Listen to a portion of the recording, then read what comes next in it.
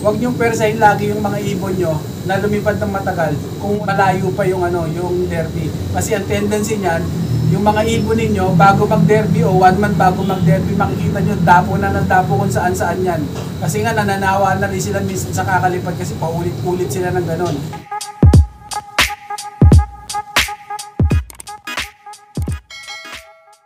So yung mga ibon na to, siguro ang ibon ko dito nasa mga 8 piraso, 7, ganun lang. Tapos karamihan dyan, mga ibon ng tropa na ako na lang naglipad. So halos buo pa yung team, parang 6 na training na. So okay naman sila, 5 o 6 na club training na ako, buo pa rin sila. Okay sir, madami nagpalaro sa'yo sir ng ibon nila. O kasi, wala akong panlarong gaano kasi laki ng kulungan ko, akasya naman sila doon. Tapos aalog-alog, sabi ko, yung piniem ko yung iba, gusto naman palipad, ganun-ganon. So nagpalipad naman sila. So kasi, aasikasuhin ko rin yung yung 8 Ay, 8 tsaka yung ganito karami, parehas lang aasikasuhin. Kaya dinamihan nyo na sir. Natuwa naman yung mga tropa dahil nga yung mga ibon nila na masusubukan. O yan. Ito mga to, batak naman to mga to. At medyo gabi na kasi, pero pagka nakita mo to guys, nakita nyo to mag-raging. So ako naman, di naman ako ganun katagal mag-raging. 1 oras sa umaga, 1 oras sa hapon. Ang guys, share ko na rin sa inyo ang sa pag-raging, sa pag-ibon. So kailangan lagi ng timing. Huwag mong bugbugin yung ibon mo nang hindi pa talaga malapit yung karera. At least 2 months bago mag-derby, tsaka mo sila inuumpisahan na talagang force fly. O at least, sabihin mo na yung 1 month doon sa 2 months na 1 oras ng umaga, okay lang yon. Pero pagka palapit ng palapit, dun mo na siya 1 oras ng umaga, 1 oras ng hapon, o 1 hour 20, 1 hour 30 minutes. So dun mo sila kasi palayo na rin ng palayo yung lipad nila. So yung mga ibon dito, paano ko sila tinuruan na medyo na late na lang tayo gabi, pero pag nakita niyo yun guys, ang late lang nung yung landing board ko, yung 6 na pong nagsisiksikan yan doon. Walang ibang bababaan yan, landing board lang. Ayun, napapanood ko yung mga pagpapadrop nito ni sir, nakakatuwa. Kahit mabusog sila, kahit gutom sila o busog sila, dyan lang talaga sila bababa. Yun yung ginagawa ko sa mga yan. So tinuturo ko rin yan doon sa channel ko. Tinuturo ko kung paano yung sistema ng papapalipad ng mga ibon na para tumagal sila. Yun. Bali ikaw sir, anong gamit mo pang first fly? Bandera sir? Kahit lang na pagka nakakita ko ng yung chick booster, kakalihan ko lang kakalihan ko, alam na nila yun. Kunyari, wala na yung chick booster, gupit lang ako ng kahit dyan, lalagay ko na. At least alam nila na pag laging merong ganon, at least hindi sila bababa. Pag tinanggal mo yun, bababa sila. Yung iba, minsan hindi rin sila bumababa.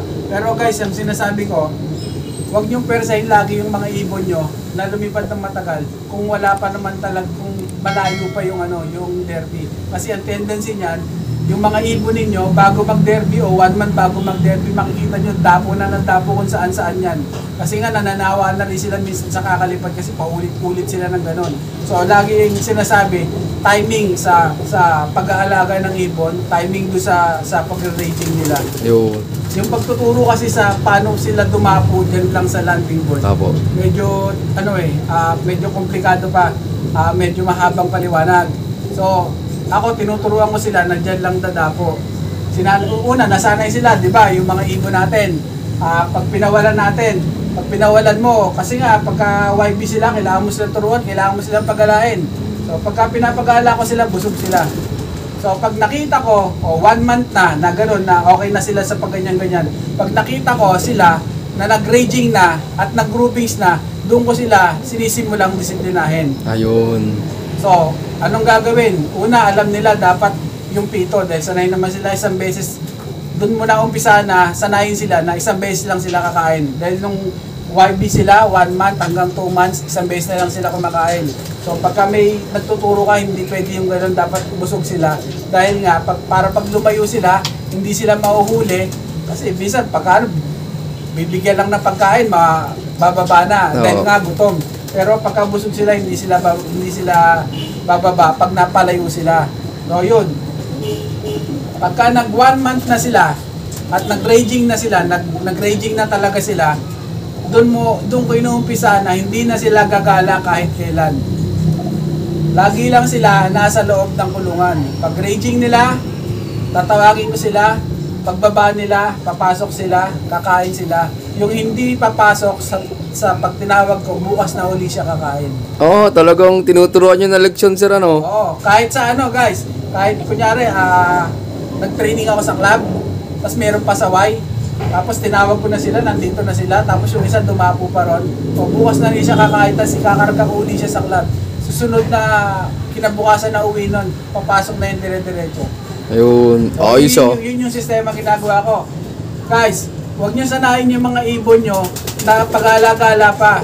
Sanayin yung mga ibon nyo pagtapos ng raging, sanayin nyo magpahinga sa loob ng kulungan. Sanayin nyo sila na nasa loob sila kasi nasa loob sila, na komportable sila lagi sa loob ng kulungan, huwag sa labas ng kulungan. Kasi importante na pagdating ng karera, hindi tatambay-tambay yung mga ibon mo, dadapo-dapo kung saan-saan. Clock sana, inabutan ng cut-off sa labas dahil nga ayaw pumasok.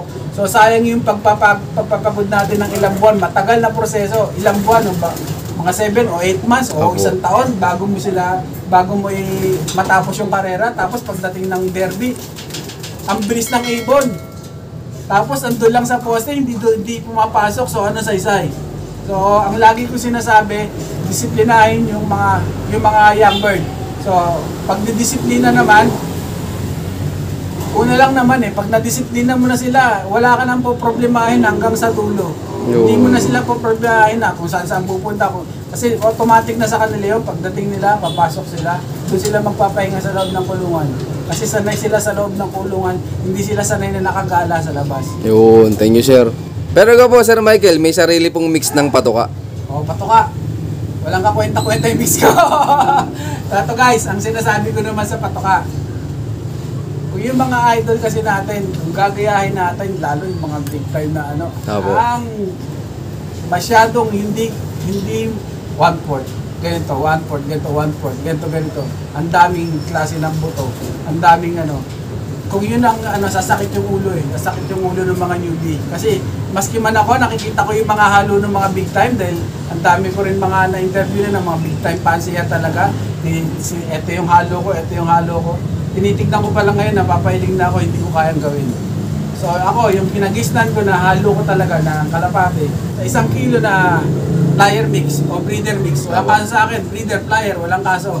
So yun mga, hindi naman din consistent yung mga halo ng nagpakain na nga ako ng ganun nag-champion Tsaka yung nagpakain ng mahal, nag-champion din. So dito na lang ako dun sa sistema na lagi naman okay sa akin. Walang kahirap-hirap. Sa 1 kilong tire mix, kung alin yung mas malinis na pagkain, bili tayo. Sa 1 kilong tire mix o sa 1 kilong leader mix, hinahaluan ko lang ng 1/4 na sunflower. O kaya may git 1/4 na sunflower, may git sa 1/4, tas okay na yun sila.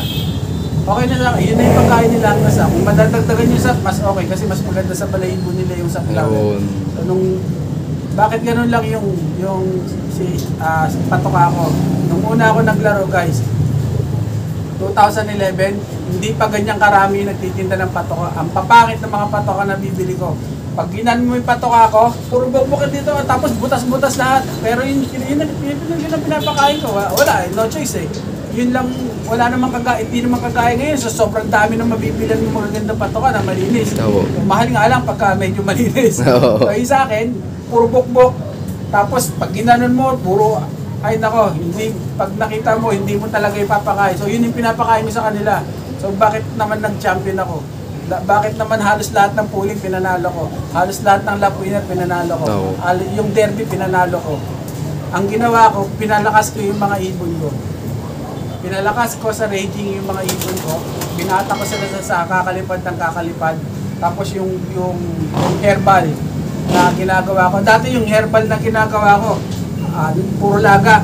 Nilaga. Basta't lagi ako malunggay. Kung makikita niyo yung ano ko dyan, puro malunggay. Nasa 3rd floor yung pwesto ko. Pero makikita mo dyan, ang tanim ko, puro malunggay at saka oregano. So, malunggay, oregano, daon ng guyabano, meron kami doon sa kabila. Oh, boy, bago yun sir, daon ng guyabano, daon ng avocado, yun lang. Pero hindi ako lagi nawawala ng lalaga ko yun. Lalaga. Sama-sama, sir? Sasama-sama na yun, lalaga ko yun na